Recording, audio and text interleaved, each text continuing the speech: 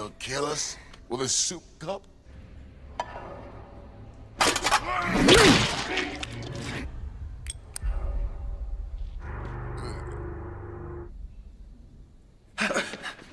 You're not afraid of the dark, are you? At the beginning of the movie, we meet the Necromongers, a planet-conquering army led by the Lord Marshal, on a pilgrimage to the Underverse, a dark universe on the edge of the solar system. The Lord Marshal himself had made a voyage to the Underverse and returned changed, bordering on the brink of life and death. He now plans to lead his army there, converting or wiping out anyone who stands in his path. On the frozen planet UV, Riddick races across the planet's surface, being chased by a ship of bounty hunters led by Tombs. They miss 2 chances to capture Riddick, but manage to hit him on the 3rd, but Riddick just taunts them to come after him. The hunters are skeptical about following, but Tombs cannot let the 1.5 million bounty escape and goes after Riddick through a canyon. Riddick lies in wait and takes out 2 of the bounty hunters. Despite this, Tombs pushes forward, his last hunter scared out of his mind, but Tombs orders him to get on the guns. Riddick appears atop the ship and takes out the hunter, and as Tombs goes to leave his seat, Riddick appears inside the ship. Riddick feels insulted that Tombs only brought 4 hunters and slams him on the ceiling of the ship. Riddick demands to know who put a bounty on his head and learns the name was anonymous, but the bounty came from the city New Mecca on planet Helion Prime. Riddick steals Tombs' ship and sets off toward Helion Prime to get answers, putting himself into a sort of cryo-sleep.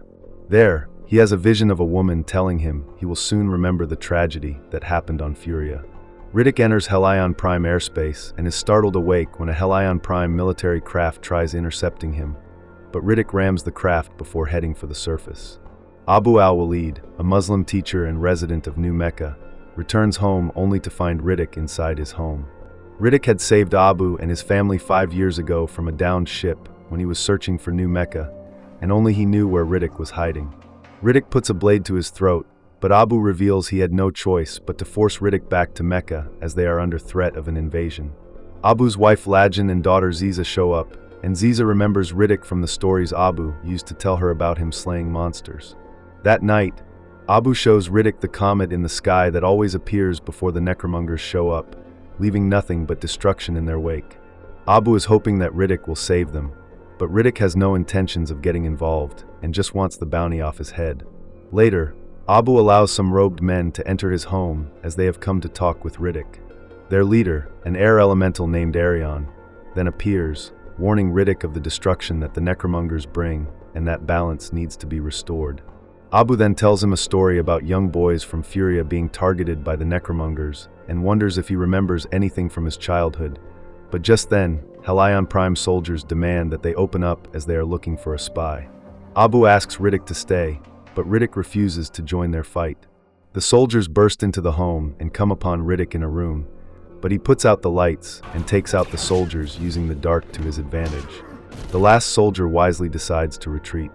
Riddick asks Abu about another girl he saved named Jack, and learns she went looking for him, but ended up on prison planet Crematoria. Abu berates him for leaving her behind just like he is doing to them now, but Riddick leaves without a word.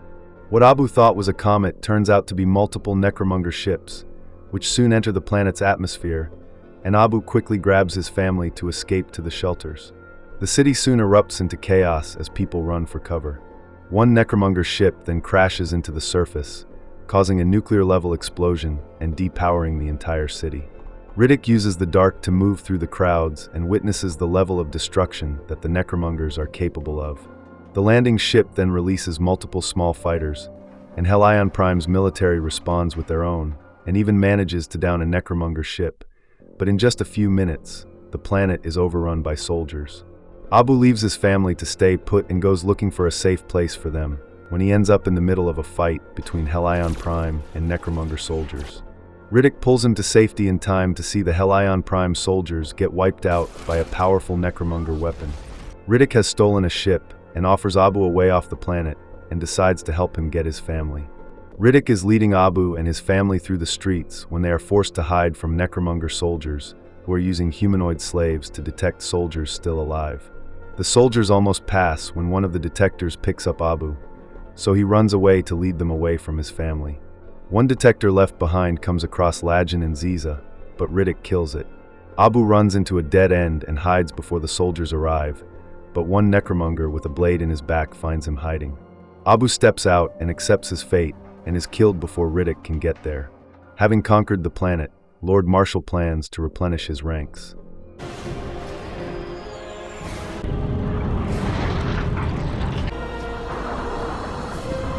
He and his advisors gather the survivors of New Mecca, and his high priest called the Purifier addresses the people, advising them they will be converted to the Necromonger faith and join their pilgrimage to the underverse that crosses the boundary of death. He orders them to kneel and accept their faith, but the people refuse. One man steps forward, loudly voicing his opinion, but Lord Marshal rips the man's soul from his body. Seeing this, the people all kneel, all except Riddick. Commander Vako warns Riddick to kneel or face death, but Riddick calls out the Necromonger that killed Abu. The large man attacks with 2 axes, but Riddick kills him with the blade from his back. Lord Marshal then approaches Riddick with a blade, but is impressed with him and orders he be taken before the quasi-deads. Vako's wife Dame then leads Riddick through the Necromonger halls and into a room, warning him not to resist or it will be painful. Riddick then hears ethereal voices around him. Then the platform he is standing on forces him to kneel. The quasi-dead telepaths are revealed, who then possess Riddick and begin to go through his memories. The telepaths call the word Furia, and Lord Marshal is shocked. He was certain that all people of Furia were wiped out and orders Riddick's execution, but Riddick overpowers the telepaths and takes out the attacking guards before escaping the room. He takes off running with a Necromonger ship in pursuit, but the ship is shot down. It turns out to be Tombs and a new crew, who load Riddick up in their ship, trying to figure out the worst place to drop him off and decide upon Crematoria. Lord Marshal and his men are planning their next conquest when Vako turns up. He has dispatched a tracking team to find Riddick, but Lord Marshal wants Vako himself to hunt Riddick down. Vako isn't pleased with the request, and Dame tells him maybe the Lord Marshal feels threatened by him. She is looking forward to his death, and Vako warns her about her words, but she thinks he would make the perfect Lord Marshal. They exit their room to see Lord Marshal meeting with Helion, demanding Riddick's whereabouts. So Dame convinces Vako to go after Riddick while she finds out why Lord Marshal fears him. Tombs and his team get to Crematoria, rushing to get to the prison as the sun rises and begins to bake the ship, but they manage to make it. They bound Riddick and begin to descend further underground at breakneck speed. Riddick causes one of the men to fall from the tram, but Tombs is glad for the 4-way split. They then hand Riddick over to the Supermax guards, who start lowering Riddick into the prison, but Tombs has a problem. The guards only plan to pay him 700k, so his men stop Riddick from descending until they come to a conclusion. After a brief standoff, the guards decide to review their payment, which would take another day, but by this time, Riddick breaks free from his restraints. Some prisoners attack, but Riddick fights them off with the help of a girl that appears to be Jack.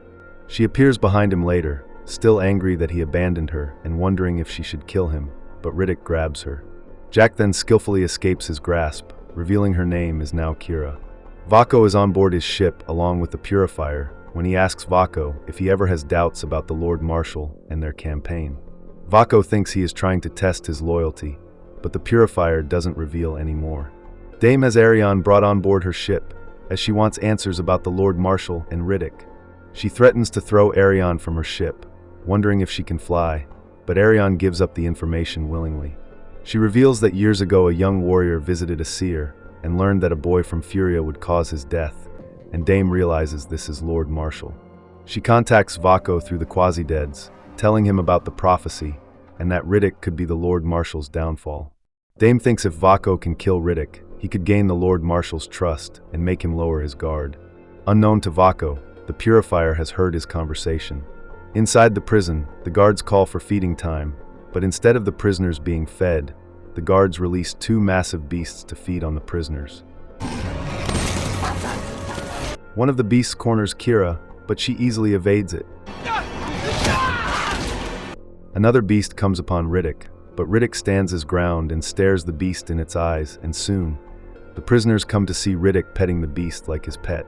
Later, some guards come to search Kira and her cell. One guard starts to get handsy, so Kira proceeds to beat down the guards until they manage to restrain her. Riddick intervenes, warning the men to back off, but the men mock him. Riddick promises to take them all down with his teacup. The men obviously think he is joking, so one man pulls a knife but gets the teacup to his chest. Riddick then pulls out a small tin opener, but the others are not waiting to see what he can do with it and run away. Kira finally confronts him for leaving her behind. She reveals she went looking for him and ended up with some mercs who tricked her and sold her into slavery. She was deeply affected by this, but Riddick's orders were for her to stay in New Mecca when he saved her, but she brought all this down on herself. That night, the guards open vents at the top of the prison to let in fresh air, and Riddick starts to formulate a plan. One prisoner warns that it is impossible, but Riddick warns him to move fast or he will be left behind. Toombs and his crew meet with the prison guards to go over their payment and decide to increase their payment to 775. There is a major problem, though, as the guards have picked up Necromonger ships in their system, but Toombs claims to have no idea who they are. Toombs eventually lets it slip that they may have been tracked, and when the guards suspect that they may have stolen Riddick from someone else, Toombs attacks the warden, kicking off a shootout inside the control room. Paying close attention to the chaos is Riddick, and when Toombs slides down a rope to escape the gunfire, Riddick jumps onto him and climbs into the control room to see it wrecked. He also realizes the Necromongers are on their way. The other prisoners arrive at the control room and are worried about the other guards, but Riddick deduces that all the guards have left them behind, but are traveling underground to get to Toombs' ship to escape before the Necromongers arrive. They cannot follow since the guards have rigged the underground tunnels, so their only chance to make it to the hangar is to move across the surface of the planet. I should have taken the money. Riddick raises the control room to the surface, which is now dark, but the sun will be rising soon, and Riddick warns the prisoners to keep up or they will die. Kira joins the group, and they head out over the planet's volcanic surface, with the sun not far behind them. After racing along and through the jagged rock, they soon begin to feel the heat of the sun.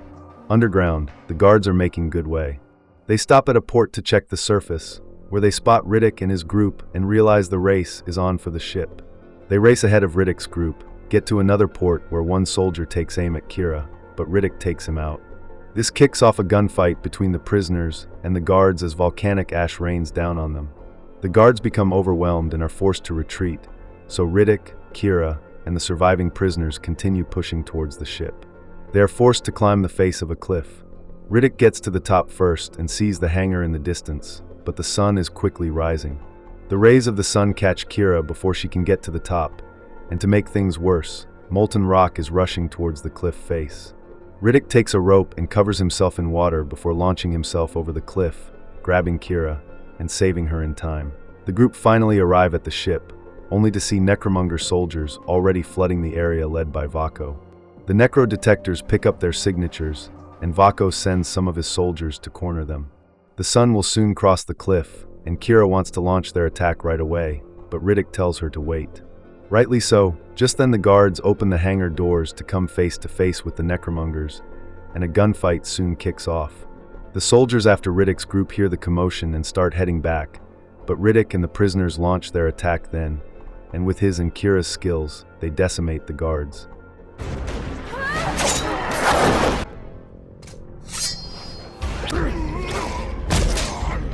As the battle rages on, the rays of the sun begin to hit the top of the hangar. Vako stays back and keeps an eye on Riddick. And once he sees the chance, he fires at Riddick, blasting him back.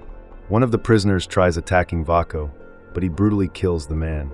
He and his men then surround Riddick to finish him off, but Riddick then has a vision of a woman who gives him the mark of Furia and reveals that the Lord Marshal was the one who wiped out the entire planet of Furia.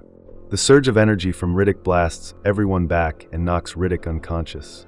The sun then rises, and Vako and his soldiers are forced to leave Riddick and retreat, taking Kira hostage. Surprisingly, the Purifier pulls Riddick to safety. He reveals that the Lord Marshal had sent a proposal.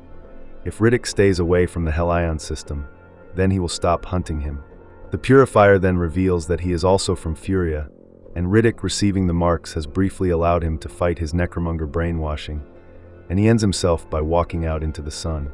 Vako reports Riddick's death to the Lord Marshal and is promoted to First Commander, and the Lord Marshal praises his loyalty.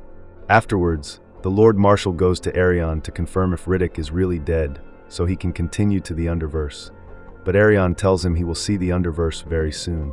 The Lord Marshal immediately orders his fleet to leave Helion Prime, and while the soldiers head into their ships, one brushes past Dame, and she senses something wrong. She follows after the man, and when she sees his eyes, she realizes it's Riddick.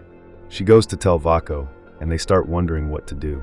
Vako wants to warn the Lord Marshal, but Dame suggests they allow Riddick to challenge him, and once the Lord Marshal is wounded, then they can strike.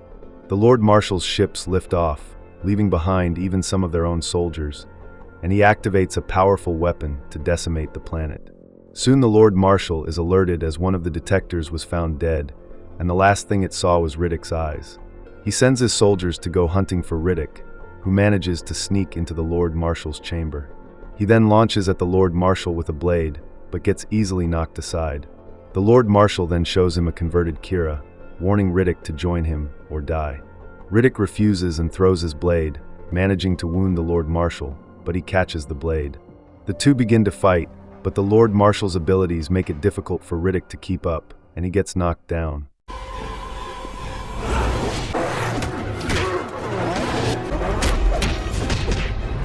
The Lord Marshal then tries ripping out Riddick's soul, but Riddick knocks him back. The Lord Marshal then grabs a spear and attacks Riddick with some heavy strikes, knocking him down again. He starts choking Riddick with the spear when Kira suddenly stabs the Lord Marshal, but gets impaled on spikes. Vako then reveals himself and raises his blade to strike the Lord Marshal. He uses his ability to evade, but Riddick is waiting and stabs him through the top of the head, killing him. Riddick goes over to a dying Kira and apologizes to her before she dies. As the Necromonger code states that their members keep what they kill, Vako and the other soldiers then kneel before Riddick as their new Lord Marshal. Thanks for watching. If you had a good time, go ahead and hit that like button, drop a comment, and of course, subscribe for more recaps just like this. And hey, don't click away just yet. YouTube thinks you'll love one of these two videos popping up right here, so check them out next.